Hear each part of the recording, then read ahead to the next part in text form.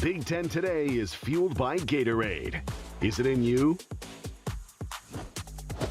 It was not without some late game drama, but our Gatorade game leaders shows us that Northwestern found a way to pull off a third straight regular season and tournament sweep in women's lacrosse. Both attacker Maddy Taylor, Coach Kelly Amonte-Hiller take home end of season Big Ten honors, but the journey now continues for the Cats in the NCAA Tournament. And the aforementioned Maddy Taylor joins us for the big interview. Madison, we'll get to the NCAA tournament, some of your accomplishments in just a bit. But I want to start with that championship game against Maryland. You're down 4 in the third quarter. I'm curious, what was the conversation like amongst the team when Maryland scored that goal to go up 6-2?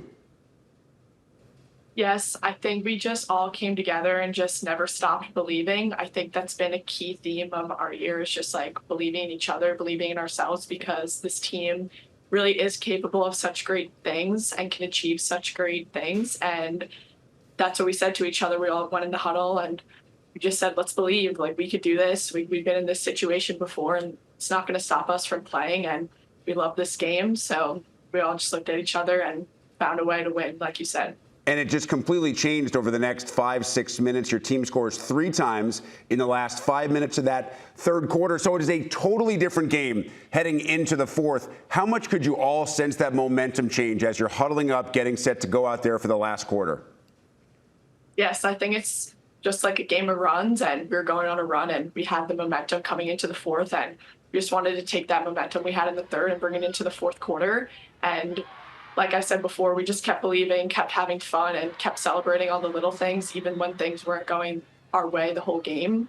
But we just wanted to come out and get a win, and that's what we did. Yeah, the first goal of that third quarter rally was scored by Aditi Foster, who had not scored since February 25th. How much did a goal like that from something of an unexpected source kind of give you guys belief that it was going to happen?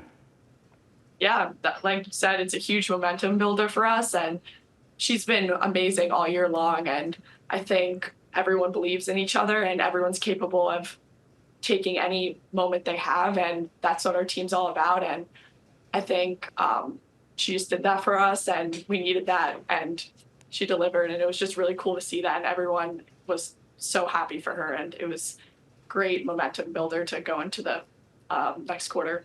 Now, I know you got to really celebrate and enjoy with your team after the game, but I'm guessing those last 90 seconds weren't exactly how you had it scripted after picking up your second yellow card. So what were you thinking in that moment when you realized you were going to have to watch the rest of this one from the sidelines? Yeah, like you said, definitely wasn't expecting that, but I just had so much belief in our team, and I knew our defense was going to step up in that moment, and they did. Jane had a huge check on the 8-meter, and it was just so cool to watch, and it was just so cool to see everyone just celebrate at the end, and our teams needed that, and it was just so fun, and it just showed that even when things aren't going our way, like, we could still pull out that win, and it was just really cool. I mean, so much drama. So Aditi scores again with just 15 seconds left. Take us back to that moment. Do you remember what your emotion and reaction was when she scored the goal that you kind of knew at that point was going to be the game winner?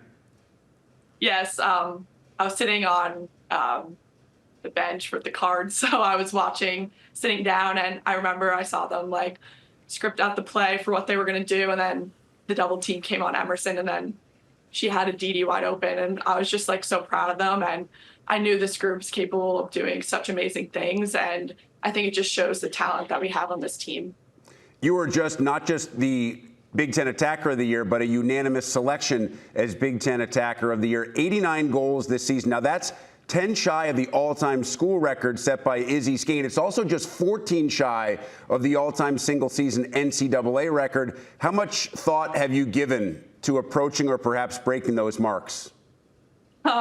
Honestly, I don't like to think of it too much. I didn't really know that until you just said it. But I just want to play and just like have fun. I think that's when our whole team plays the best, is when we're all enjoying the moment, because obviously when you come down to May, this is what every kid, little kid, dreams about, is playing in those big games in May. So I'm really just taking advantage of every day that I have with my team. I think this team's really special, and some of this new teams never really experienced playing in May before. So I think when I thought of that, that really just like remembered like why I'm here and like why I like to do this. And I'm just really excited for this postseason run. And I understand that part of that attitude actually came from some advice from Izzy Skane, who told you to just enjoy the game. Why was that message so significant to you? I think it just shows not to like put so much pressure on yourself. I think we all come here because we love to play lacrosse and it's brought us so much joy into our lives. So I think just like remembering that and really just like stay present in the moment. I think that's when everyone really can play their best, when they're not worrying so much about future things or things they can't control. So when you focus on the things you can control, like having fun and just like getting better every day, I think that's when you play your best. I know you grew up playing in the Northeast, considered staying closer to home at Syracuse, Florida, Michigan, also possibilities. Why ultimately was Northwestern the spot for you? I think Kelly and Scotty just gave me an opportunity of a lifetime that I just did not want to pass up. Being able to play with some of the best players in the country while also getting an academic opportunity of a lifetime was just something that I did not want to pass up. And I always told myself, like, if I could do it, like, if I really don't like it, I could always fall back on something maybe a little bit closer to home. But it's been the best decision of my life. So. Now, Madison, is it true that you committed, you said, I'm going to Northwestern, sight unseen, without ever visiting the campus beforehand?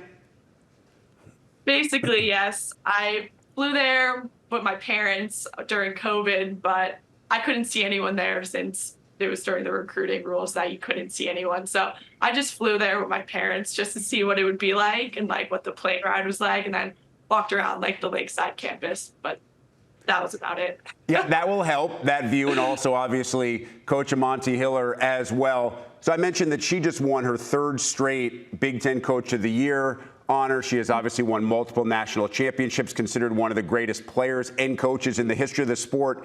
In your mind, what makes her such a legend? Yes, I think just like the passion she has for the game is just like incredible. She pours belief into this group every single day and brings such great energy. And I think it just makes her like unstoppable and like so much fun to work with every day. And like I look up to her so much, and she's such a great role model to me. All right, Madison, let's finish here because you have another journey still awaiting you, and that journey starts in the NCAA Tournament selection show coming up in just a few days. And you'll find out your seed and matchup in the first round. Then, in all likelihood, you're going to be the 3 seed behind the 2 teams that you lost to this year, BC and North Carolina, who just faced off in the ACC Tournament Championship game. I know you don't control the bracket. You don't control outcomes of other teams. But how fair is it to say that you guys would love to get another crack at least one, if not both of those teams in the NCAA tournament? Yes, of course we would love that, but I think we have to play a couple more games before that. So I think just like focusing on us and not worrying about like all those things that we can't control, like you said. But I think if we focus on us, that's when we play the best. And then if it happens, if we get another opportunity, that'd be great. And I think we're just ready for this month of May. We've been working really hard for this, and I really like where our team's at right now. Northwestern's Maddy Taylor, one of the best players in the country, the Big Ten Attacker of the Year. She and the Cats getting set for another trip to the NCAA Tournament. Madison, truly appreciate the time today. Wish you and the team the best of the luck in the NCAA Tournament. Thank you for having me.